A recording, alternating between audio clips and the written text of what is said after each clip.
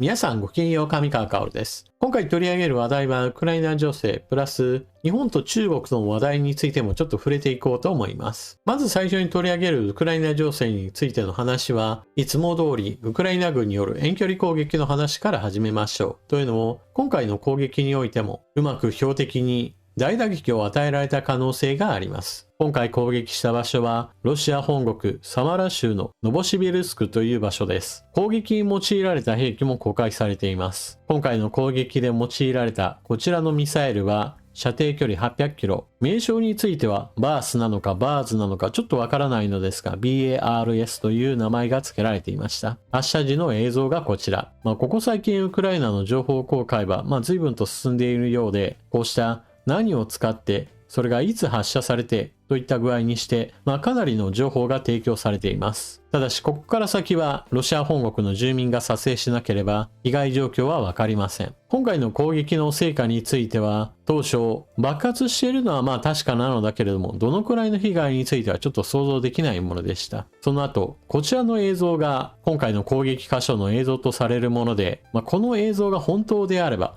かなりの大規模な爆発が発生したことになります。しかし同時に今回の攻撃映像については別の箇所もしくは別の日付のものを持ってきたのではないかと指摘する方もおられたので、今回の攻撃映像化については少し情報の信頼性は低いものとなっています。どうしてもウクライナ軍の攻撃がこのようにうまくいっていてくれるといいなという思いを込めてしまうものです。遠方の住民が撮影していても空が明るくなるほどの爆発が起きているわけですから、少なくとも攻撃失敗というわけではないでしょう。今回攻撃を行ったことに関する記事はこちら。標的のノボクイビシェフスク製油所は年間880万トンの原油を処理し、20種類以上の商用製品を生産。ロシア軍の支援にも使用されているとのことです。ウクライナ国防省の発表によると、今日ウクライナ軍が攻撃した箇所は7箇所。先ほどお伝えしたサマーラ、ボルゴグラード、サラトフ、ロストフ、クルスク、ボロネジ、ブリャンスクといった箇所に対する攻撃を行ったとのことです。これらの攻撃箇所に関しては住民からの映像といったものが投稿されていないため、被害の状況は確認できません。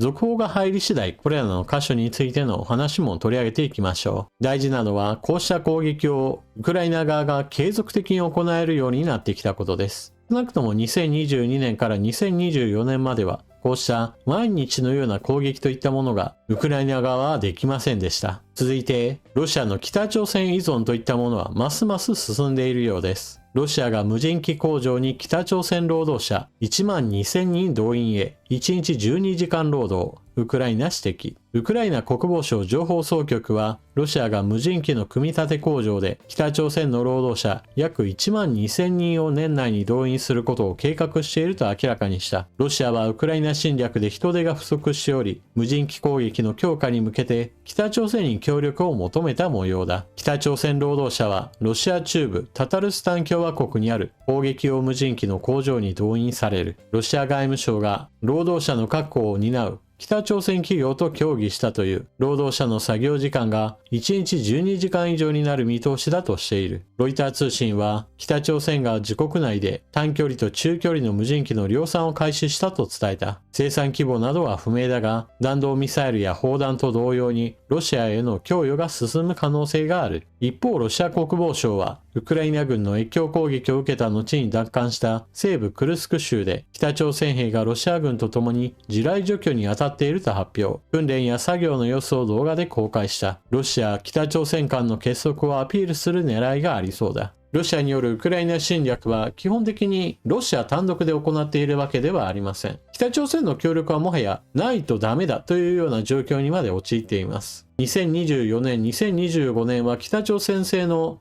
弾薬が大量にロシアへと流入しました。北朝鮮は長い間南の韓国と睨み合っている状態であり、非常に莫大な量の弾薬を保存してきました。古すぎるものについてはかなりの不発弾も含まれていたわけですが、それでもなお別に全部が不発弾というわけではありませんから、とにかく数を撃って圧倒するという戦い方を支えていたのです。ただしそれらについても今年ようやくロシアに売るには在庫が乏しい状況となり、出荷量は半減したというニュースについて前回言及したばかりです。今度は北朝鮮の労働者をロシアへと渡らせて現地労働者として働かせようという話になっています。こうした北朝鮮の労働者を派遣し現地で働き、そのお金を北朝鮮に戻すといったことは以前から行われていました。この外に出てくる出稼ぎ労働者なのですが、決して働いている人に対してお金がたくさんもらえるといったような話ではなく、派遣元の北朝鮮の政府に対してお金は支払われていきます。ただし、これらの人たち、当然のように外国で暮らすことになるわけなので、北朝鮮の食料事情と比べれば、はるかに恵まれた状態となります。ここで出てきた12時間労働といった面に関しても、私たちから見れば、もう一日中働かされるんだなというふうに見るわけですが、北朝鮮の人たちにしてみれば、国内で働くよりも外国で12時間働いた方が基本的に良い食べ物を得ることもできるし、また、粛清される危険性といったものが北朝鮮本国よりも低いとされています。ただし、こうした軍需工場で働くということは当然のように、ウクライナ軍が攻撃した時に犠牲になる可能性があります。そうした面でもロシアとしては、自国民が死ぬよりも他の国から連れてきた労働者が死んだ方が自分たちの損害がないわけですから、どんどんと北朝鮮の労働者を入れたいと考えていることでしょう。そして日本として考えなければならないのは、こうして働いた人々が見聞きしたものといったものは結局北朝鮮にフィードバックされて、北朝鮮国内での生産工程にも影響を与えることとなります。決して組み立て作業だけで兵器の真髄について理解することができるわけではありませんが、生産手法そのものについては似たようなレイアウトの工場が北朝鮮国内に作られて、コピー兵器が北朝鮮で作られる可能性といったものも十分あり得るわけです。続いては安全保障の問題でちょっと日中間の問題についても触れておきましょう。台湾有事が発生する、つまり中国が台湾に対して攻撃するか、もしくは台湾を海上封鎖して臨検などを実施するといったような事態が発生した場合においては、日本にとっても大きな安全保障の問題が発生します。これに関して台湾有事に対する国会答弁において存立危機事態について言及した高市総理、これに関して中国側が激しい反応を見せています。この問題に対して日本のリベラル派と呼ばれるような人たちは、中国に逆らうな、中国に抵抗するな、中国様を怒らせる高市総理はとんでもない野郎だといったような非難を浴びせています。この件に関して私の考え方は、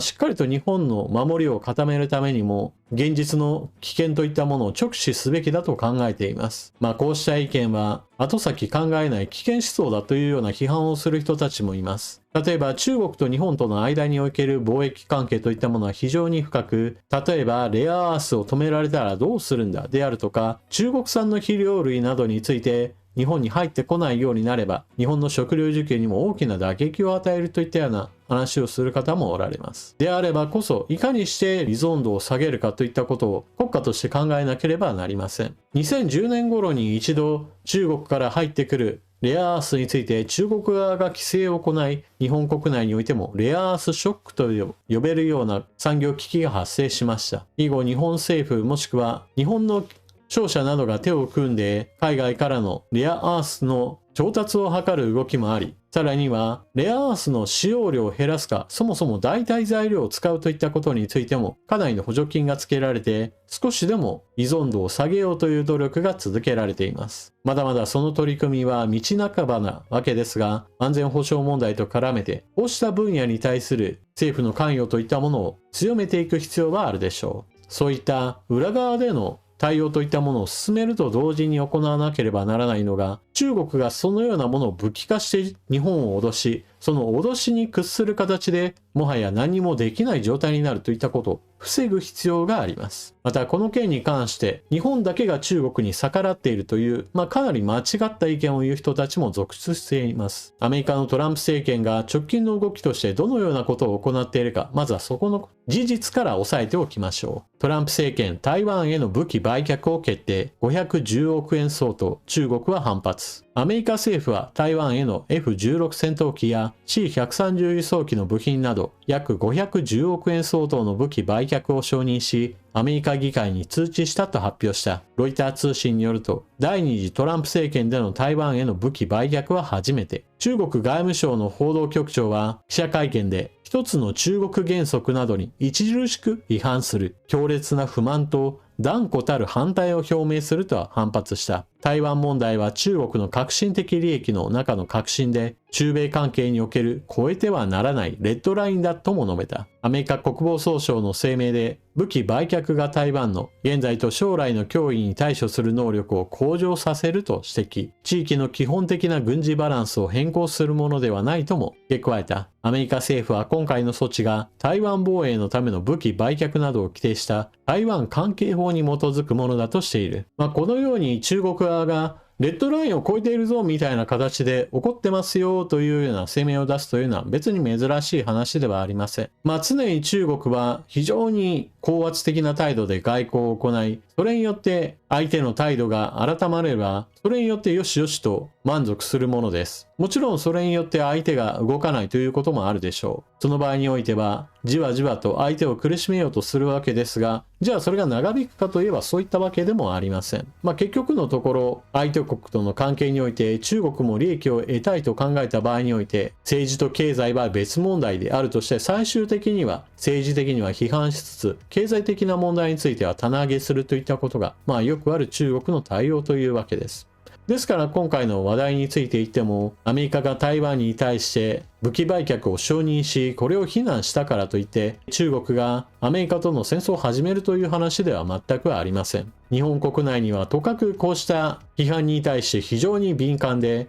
中国が起こったらすぐにでも中国は日本に対して先制攻撃しミサイル攻撃する権利が生まれるんだという、かなりの暴論を持って批判する人たちが現れます。しかもそれらの人たちが普段は平和主義や憲法9条を守れというような発言をしていて、私は非常にそのような矛盾した意見に怒りを感じます。日本国内における平和主義といったものはこのように、とかく中国やロシアに対して非常に寛容な姿勢を示すことがあります。ロシアによるウクライナ侵略について言っても、日本とは関係のない国の出来事なんだから放置しておけばよいとも言いますし、また今回のような話題に関しても、中国の軍拡は続いており、それは平和を守るためだと真顔で言ったりします。一体何のために彼らが軍拡を続けているか。中国の習近平国家主席は台湾の中国共産党による併合は悲願であると述べています。そのための武力の選択肢は決して外すことはないとも述べています。大陸国家である中国が海軍力の増強を続け、空母を増やし、空母艦隊を増強し、戦力を増強させることの意味といったものを考えておくことが必要でしょう。重要なのは外交関係をしっかりと保ちつつ、それでいて軍事力のバランスを崩さないことです。なお、外交さえすれば何とでもなるというような主張をする人たちもいます。しかしそれは力なき外交を意味することであり、相手にしてみれば話し合いをする必要がないなと思えた瞬間に何の意味も持ちません。なお、日本国内における憲法9条も日本を縛るものであって相手を縛るものではありません。相手国にしてみれば憲法9条があろうとなかろうと関係のない話です。日本国内にはそうした現実を全く無視して、日本は平和憲法がある、憲法9条があるから戦争に巻き込まれなかったんだという、かなり現実離れした話をする人たちがいます。戦後の日本が戦争に巻き込まれてこなかったのは、明確に超大国としての軍事力を備えていたアメリカとの同盟関係が中国やソ連といった共産圏からの攻撃を防いでいたという事実を忘れてはなりません。もちろんそれによってアメリカとの関係は、常にアメリカを気遣わなければならないといったことから反米思想に陥る人たちもいます。しかし現実問題としてアメリカとの同盟を廃棄して自主独立、日本だけで防衛力を高めようと思った場合、中国の軍事力を考えた時、日本の防衛予算は10兆円、20兆円といった規模へと拡大していかなければ、とてもではありませんが、自分の力だけで何とか守ろうとした時には凄まじいお金がかかることを忘れてはなりません。だからこそ日本は国際社会と連帯し、そして国際秩序を守ることによって少しでも戦争の起きにくい状況といったものを作ろうとしているわけです。そして同盟関係といったものが重要なわけです。というわけで今回の動画はここまで。最後までまでご視聴いただきありがとうございました。チャンネル登録していない方はぜひともこの機会にチャンネル登録していってください。情報の整理整頓更新に役立ったなと思われる方は、動画を見終わった後に評価ボタンのクリックと、他の方へもおすすめもぜひともよろしくお願いします。それでは次の動画でまたお目にかかりましょう。またね。